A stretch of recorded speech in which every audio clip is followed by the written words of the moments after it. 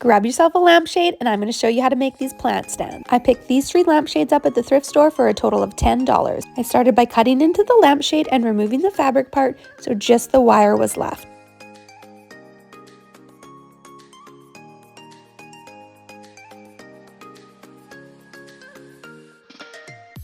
I used a utility knife to scrape off all the glue left on the wire frame.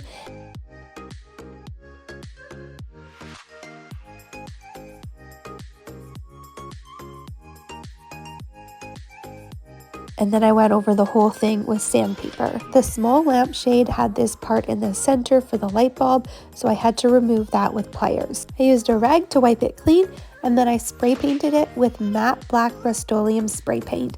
I ended up doing 2 coats, letting it dry completely between each coat.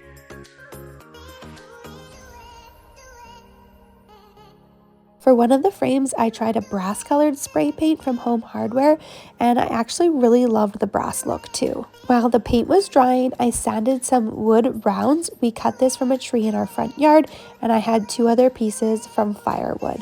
I gave it a really good sand, I wiped it clean, and then I sprayed it with varathane. I had a can of gloss varathane and satin varathane, so I ended up spraying the gloss and then satin and alternating between coats, giving it a quick sand and wipe down in between each coat.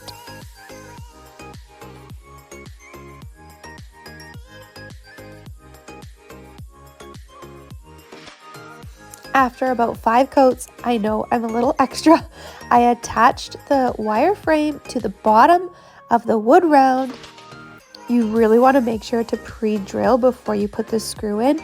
So to make sure that I didn't drill too far through to the top side, I checked the depth and then I put a piece of painter's tape around the drill bit so I knew not to go past the painter's tape.